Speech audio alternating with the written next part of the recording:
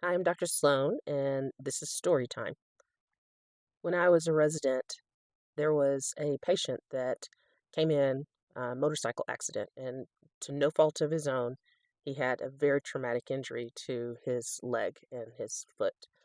So, multiple surgeries, long stay in the hospital, a level one trauma, medical bills mounting, and we had to have a hard conversation.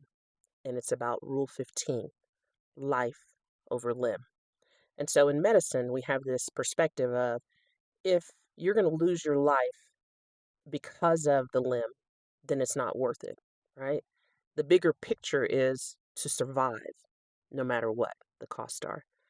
And so, in putting this into perspective for this man that was also very religious and spiritual, we had a great conversation. We prayed about it, and I told him that long term he was probably going to have multiple surgeries that resulted in a leg or a limb that was not going to be great, and then probably would have chronic wound infections, long term antibiotics, as well as chronic pain, meaning use of pain medications and that stuff, as well as he probably would never walk again normally, let alone be able to run.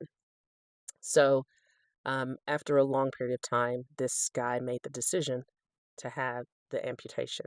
And so, fast forward, years later, this gentleman comes to our church, and my husband, who's the pastor, basically says, "Hey, this guy came in and said he was a patient of yours and wanted to talk to you." So, it's one of those now. Is this a good patient or was this a bad patient? Are they mad, pissed off, and they want to, have some issues with me? Or was this someone that had something positive to say. So a week later, I actually see the guy, and you guys, I remembered him. It had been at least 15 years, and it was still fresh in my memory, his face, his feelings, his emotions, praying with him about having to amputate his leg. And long story short, he ended up joining our church, he and his family. And his whole thought was, "You saved my life."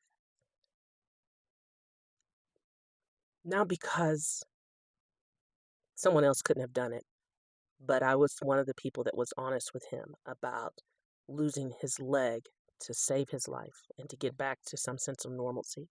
So now he walks around with a great prosthetic leg. You can't even tell he has a limp. He is active and does what he wants to do. And unfortunately, he's still on motorcycles. But case in point, sometimes your perspective on what is important most has to be weighed against the bigger picture. So Rule 15 is life over limb.